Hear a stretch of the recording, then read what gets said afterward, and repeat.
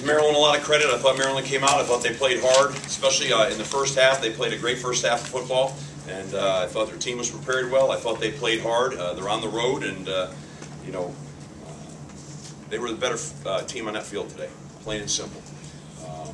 In terms of Temple,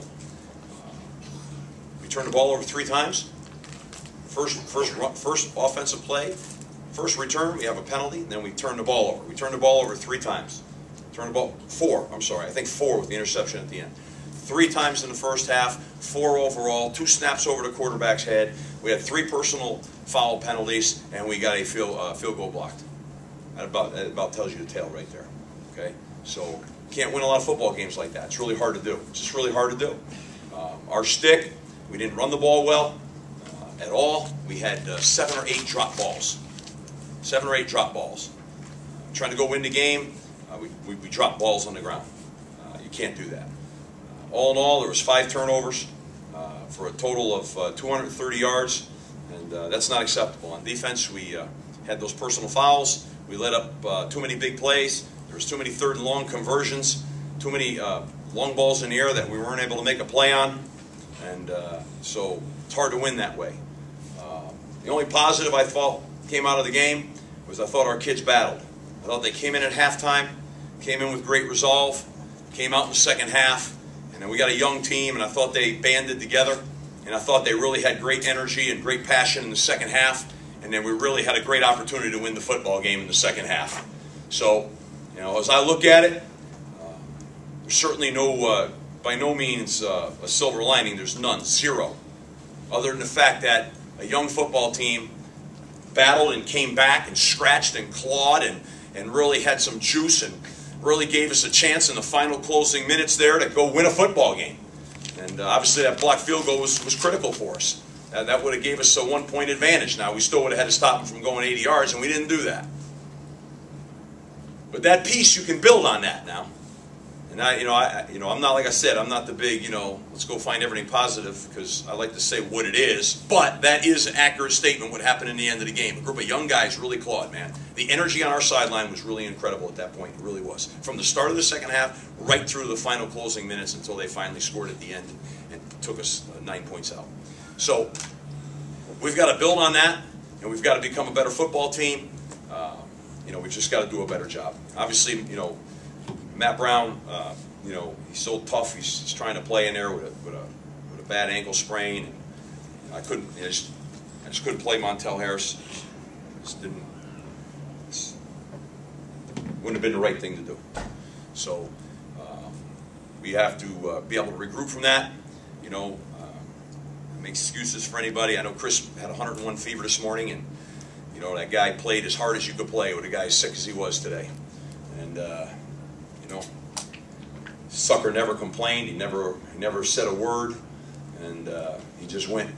So that's saying something about your team when you got a group of guys that just were firing at the end like that. With everything they had left in that tank, and we'll build off of that. We will build off of that, and it's very uncharacteristic for us to turn the ball over. A year ago, the last time we did it like that, we did it at the Toledo game, and it cost us the same way. The only difference was we didn't claw back in that game like we clawed back in this one.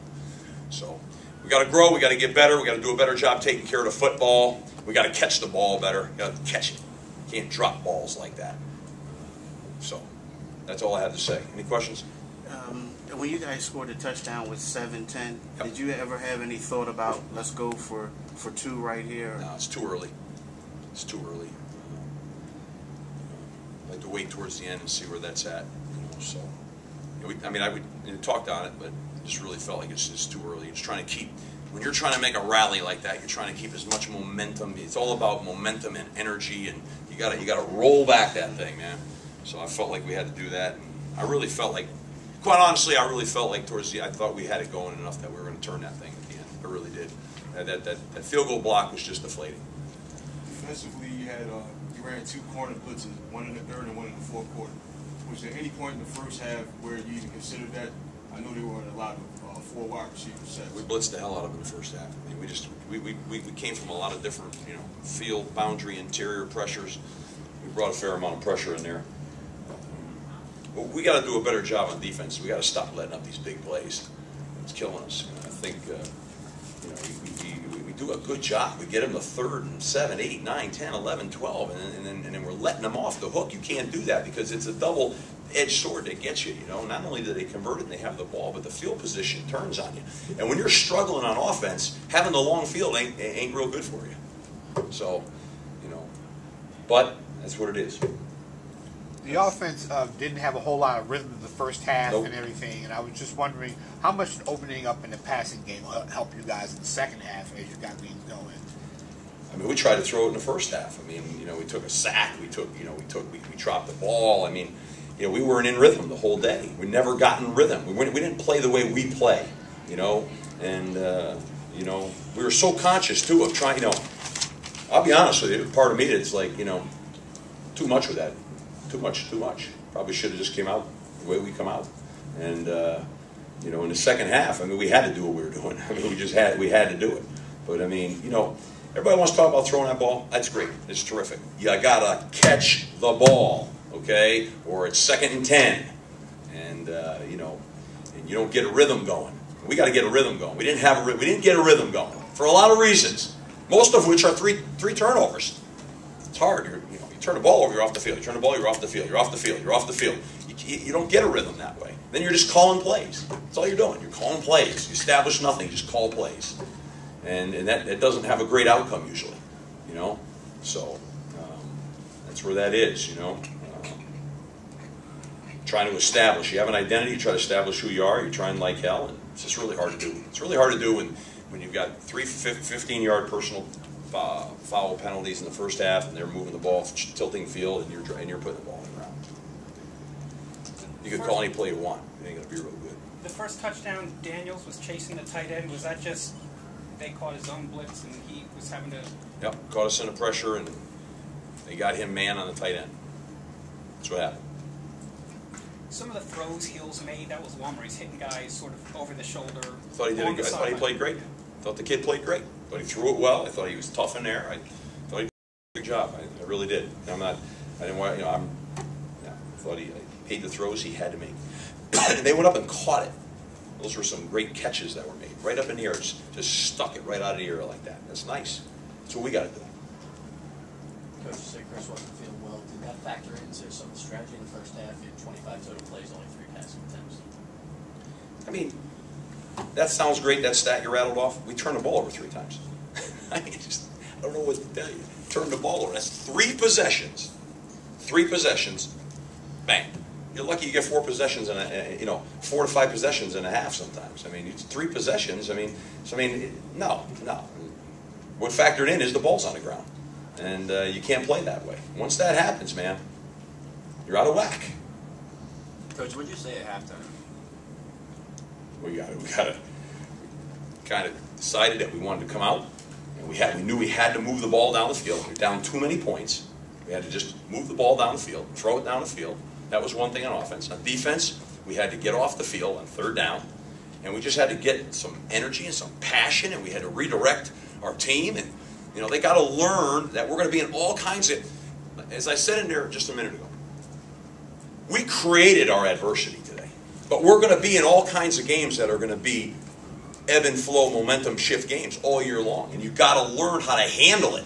As ugly as that first half was, we're right back in the game in the 3rd period. And that's football. You got to get used to that kind of football. That's the kind of football that's going to happen.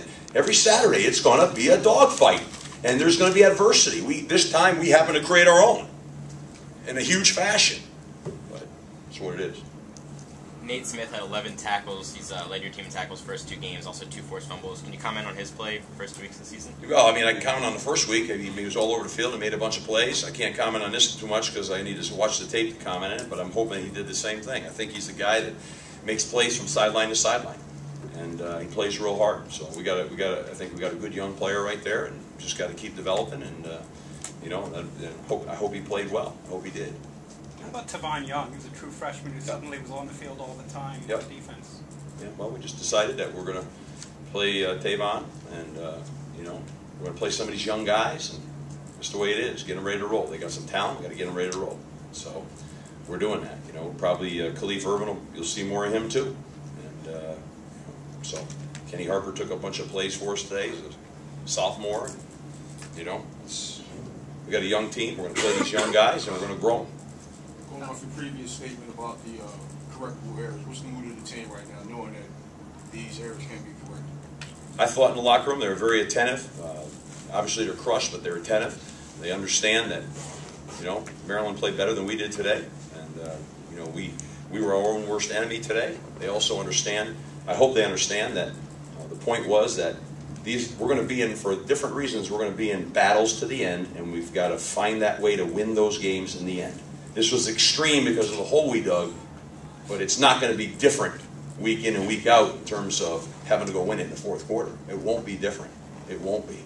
Now, I guess if you look at it and say this was as extreme as it could get in terms of turnovers, penalties, lack of productivity, drops, you know, big plays on defense, and we're still in the end got a legitimate shot with 5 minutes left to go in that game to win that game.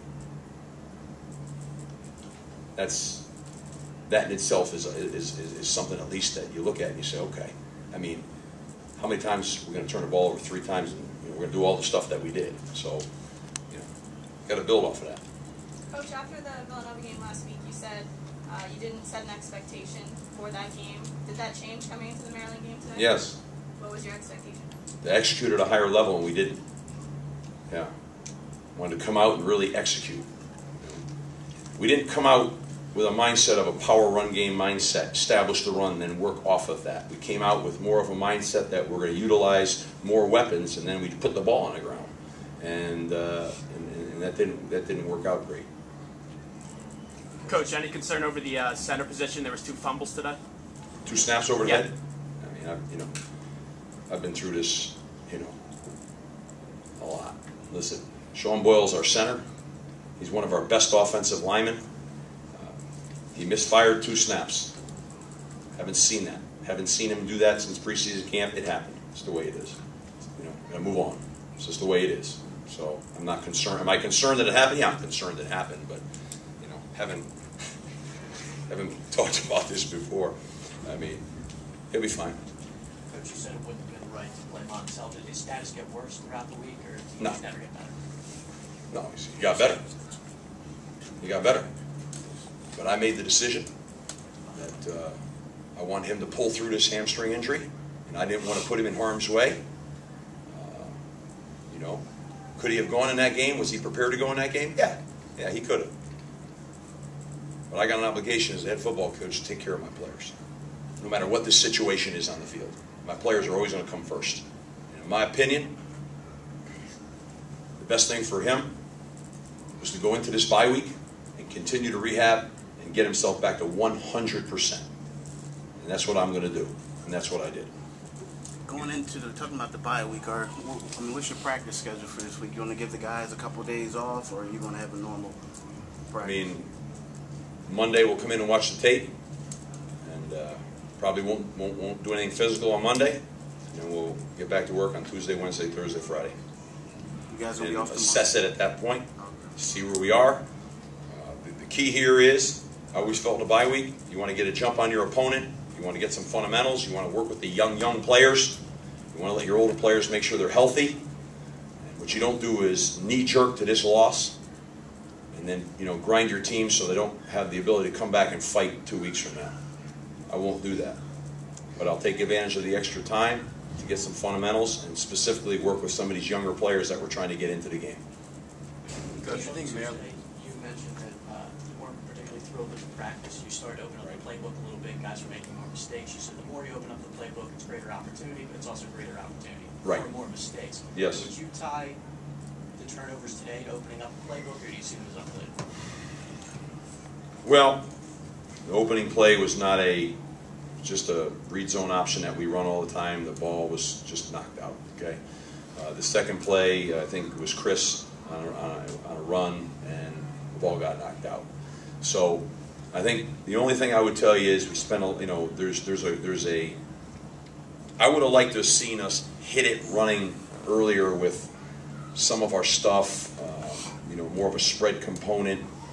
But when you get stuck when you're not in a rhythm and things aren't going right. You know, you just kind of get in that position where you're like, we better get back to what we're doing and recenter ourselves, and then try to regroup and come back out and attack it again. We just never got that chance. I mean, like I said, it just never seemed to get that chance. And so I think it's right there to be had for us. I kind of feel like, you push, you stick it out there a little bit, and we got peeled back. Now we got to keep pushing and push through that, and we got to come out the other end of it. I really would like to open us up even more. I'll tell you just how I feel. I mean, we just got to catch the ball. I mean, you got to catch it, and we made some catches, but I'm telling you, we dropped 8 balls, one of which was on the 1-yard line, just an easy, everybody says to throw it, great, but I'm just telling you, you got to catch it. And we've got to go back and make sure we got the right people on the field, the right guys, so we can make those plays. And we just got to keep forging ahead. Put the ball on the ground. Not make excuses. Put the ball on the ground 3 times. When you you're going to get this when you put the ball on the ground 3 times. This is what's going to happen now. I'm doing this a long time. This is what's going to happen. It's going to happen. Then you let up big plays on defense, and you get those 3 personal foul penalties. You're playing the long field. The ball's on the ground. You're not in sync. You're not in rhythm. You never get going. We can sit here, you, me. We can dissect this. I'll play this over in my mind 55 times in the next 3 hours. And at the end of the day, I promise you, it's going to be the same bag of you-know-what. You can't put the ball on the ground. Take care of the football. Plan to win. Run the ball. Win the turnover battle. Play great defense. Great special teams. We put the ball on the ground. We didn't play great defense. Okay? We got a field goal blocked. We didn't execute the plan to win. Football's a momentum game. You do those things, and next thing you know, you gain momentum, and positive things ignite positive things, and bam, bam, bam, and you're moving. That happened in the second half. That's what started happening. We didn't do it in the first half. Like I said, I don't want to be in here all day with you guys. You don't want to hear me talk all day. We're disappointed. We got to get back. We got a big game coming up. We got to get ready to play that game. We will, and we'll come out fighting. Thank you.